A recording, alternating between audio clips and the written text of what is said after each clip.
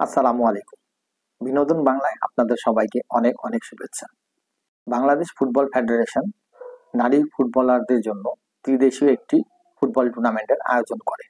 টুর্নামেন্টে বাংলাদেশের সাথে অপর প্রতিপক্ষ দুটি দল হচ্ছে মালয়েশিয়া এবং আজেরবাইজান।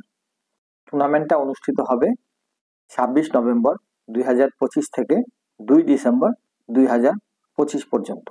২৪ নভেম্বর মালয়েশিয়া ফুটবল দল ঢাকায় এসে পৌঁছাবে এবং ২৬ নভেম্বর আজেরবাইজান নারী ফুটবল দল ঢাকায় এসে পৌঁছাবে। আমি আপনাদেরকে টুর্নামেন্টের ফিকচারটা জানিয়ে দিচ্ছি।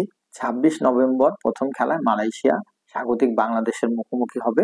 ২৯ নভেম্বর মালয়েশিয়া আজেরবাইজানের মুখোমুখি হবে এবং টুর্নামেন্টের শেষ খেলায় স্বাগতিক বাংলাদেশ আজেরবাইজানের মুখোমুখি হবে ২ ডিসেম্বর। তিনটা খেলাই বাংলাদেশের সময় সন্ধ্যা ৬টার দিকে অনুষ্ঠিত হবে। ২৬ নভেম্বর প্রথম খেলায় বাংলাদেশ মালয়েশিয়ার মুখোমুখি হবে।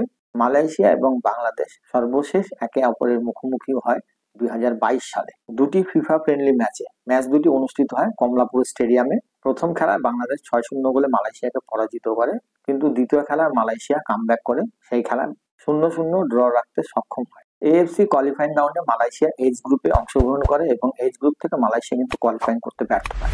৪বার ওয়ার্ল্ড কাপে অংশগ্রহণকারী এবং ১০ বার এএফসি এশিয়া কাপের মূল পর্বে খেলা উত্তর কোরিয়া কোয়ালিফাই করে। বর্তমানে যে নারী ফুটবল দলটা বাংলাদেশে আসতেছে মালয়েশিয়ার, এই দলের 60% খেলোয়াড়ই নতুন। তাদের পুরনো খেলোয়াড়রা অবসরে যাওয়াতে 60% নতুন খেলোয়াড় নিয়ে তারা এই টুর্নামেন্টে অংশগ্রহণ করতেছে এবং তাদের বর্তমান যে কোচ আছে উনি ব্রাজিলিয়ান কোচ। মালয়েশিয়ার মূল শক্তি হচ্ছে তাদের গোলরক্ষক নুরুল আজিরি। বলতে পারেন তাদের গোলবারের অত্যন্ত প্রহরী। এক কথায় বলতে পারেন নুরুল আজিরি বাংলাদেশের জন্য অনেক বড় মাথা ব্যথার কারণ হতে পারে। বাংলাদেশ তাদের দ্বিতীয় ম্যাচটা খেলবে আজেরবাইজানের সাথে। আজেরবাইজান আসলে সোভিয়েত ইউনিয়নের অন্তর্ভুক্ত একটি দেশ ছিল। সোভিয়েত ইউনিয়ন ভেঙে যাওয়ার পরে বর্তমানে তারা স্বাধীন একটি রাষ্ট্র।